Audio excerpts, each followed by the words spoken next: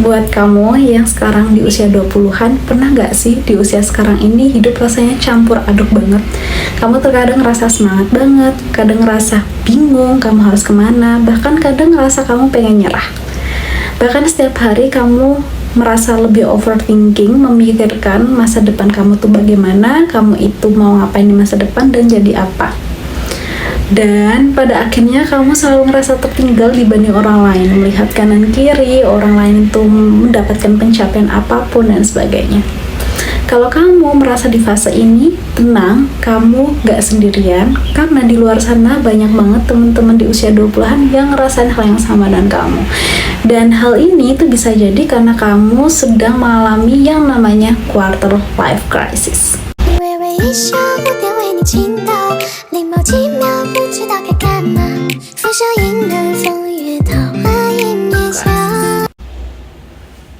Halo, aku Niansa, your virtual sister. Selamat datang di playground aku. Buat yang baru pertama kali datang di channel ini membahas mengenai edukasi, bisnis online, marketplace, dan keuangan, serta self-development. So, buat kamu yang baru bergabung, jangan lupa subscribe, dan jangan lupa follow di Instagram dan TikTok aku, yaitu Niansa. Di video kali ini, aku akan membahas mengenai 5 tanda kamu mengalami fase quarter life crisis agar kamu tahu bagaimana cara mengatasinya. Kita mulai dari pengertiannya dulu. Pengertian quarter life crisis ini adalah fase di mana orang-orang yang berusia 18-30 tahun itu merasa khawatir, hilang arah, dan merasa tidak punya tujuan atas ketidakpastian hidup yang dialaminya. Biasanya usia ini itu membuat kita itu merasa stuck dan tertinggal terhadap orang lain. Dan ini adalah 5 tanda kamu mengalami fase quarter life crisis. Tanda pertama adalah kamu mulai merasa bingung dengan arah hidup. Kamu ngerasa nggak sih, di usia sekarang kamu lebih sering bertanya ke diri kamu, aku sebenarnya mau jadi apa sih? Aku mau ngapain sih?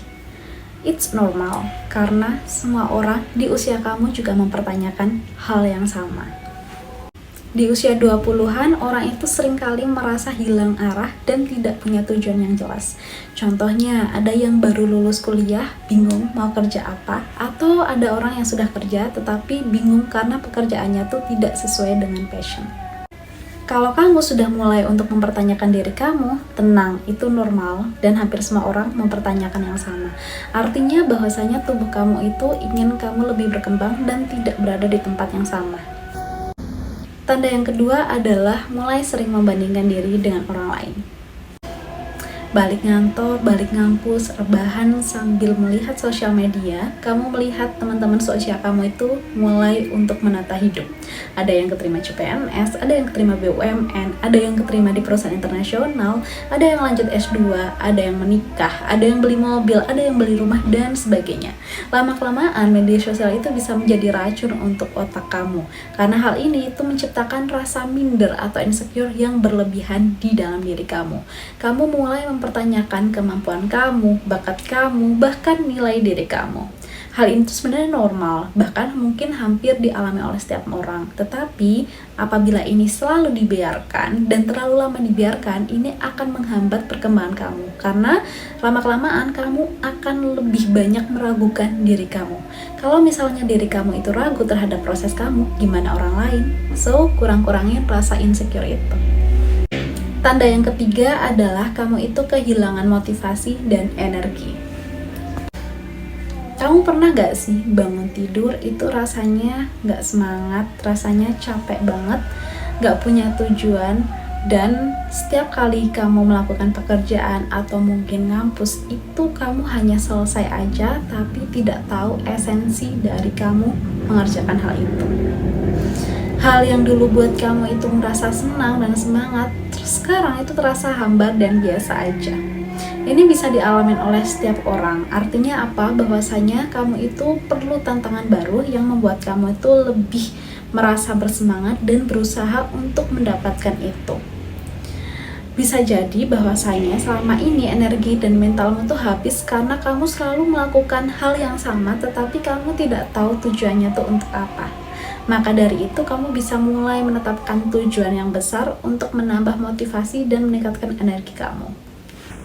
Tanda keempat adalah kamu takut untuk membuat keputusan besar. Di usia 20-an, kita dihadapkan dengan realita yang tidak pernah kita bayangkan sebelumnya. Realita ini membuat kita takut untuk melangkah dan mencoba hal baru yang berkaitan dengan mimpi-mimpi besar kita. Ternyata mimpi yang dahulu kita tanam di usia 5 tahun tidak semudah itu kita dapatkan di usia 20-an. Di usia 20-an, kita seringkali dihadapkan oleh suatu realita yang tidak pernah kita bayangkan sebelumnya. Realita ini membuat kita seringkali menunda untuk membuat suatu keputusan yang besar. Hal ini dikarenakan kita takut bahwasanya keputusan besar itu terkadang tidak sesuai dengan ekspektasi kita. Kita dihadapkan oleh rasa takut yang berasal dari pikiran kita sendiri.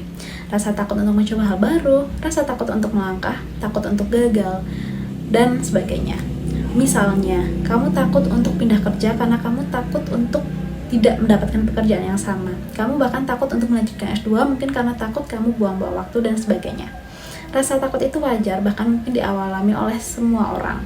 Tetapi hal yang perlu kamu takutkan adalah ketika nanti di usia 50-an kamu itu menyesal bahwasanya di usia 20-an ini kamu tidak melakukan apa-apa.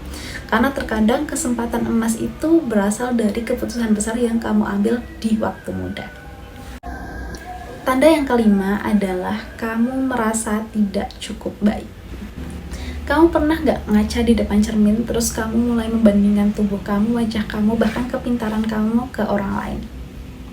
Perasaan minder atau insecure itu seringkali muncul di fase-fase ini. Kamu mulai mempertanyakan apa sih yang kamu punya dan apa sih yang membuat kamu tuh berbeda dengan orang lain. Terkadang perasaan insecure ini datang secara tiba-tiba yang membuat kamu mulai untuk membenci diri kamu. Padahal ketika kamu tidak bisa menerima diri kamu sepenuhnya, kamu akan sulit untuk bisa bertumbuh ke depannya. Maka dari itu, perasaan minder ini boleh untuk dirasakan tetapi tidak boleh untuk dipelihara atau bahkan mungkin untuk dikembangkan. Karena apabila itu terus berkembang di dalam diri kamu, itu akan menghambat perjalanan kamu ke depannya. Kalau kamu tidak bisa menerima diri kamu sendiri, bagaimana orang lain? Kalau kamu mengalami satu atau lebih tanda ini, artinya kamu sedang mengalami yang namanya fase quarter life crisis. Fase ini tuh bukan berarti hidup kamu tuh gagal dan kamu itu tidak layak untuk berkembang, tetapi fase ini tuh mengajarkan bahwasanya kita tuh harus lebih mengenali diri kita itu harus tahu bahwasanya tubuh kita itu ingin berkembang. Dan ini beberapa tips singkat dari aku. Tips yang pertama adalah kamu bisa memulai untuk mencoba menerima diri kamu sepenuhnya dan mencoba untuk tidak membandingkan diri dengan orang lain.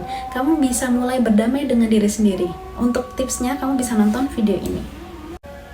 Yang kedua, kamu bisa mulai untuk menulis tujuan, baik itu jangka pendek maupun jangka panjang. Ini penting untuk membuat hidup kamu lebih bersemangat. Yang ketiga, kalau kamu ngerasa lelah terhadap suatu lingkungan, coba deh kamu ganti ke lingkungan yang lebih suportif yang dapat membantu kamu untuk bertumbuh.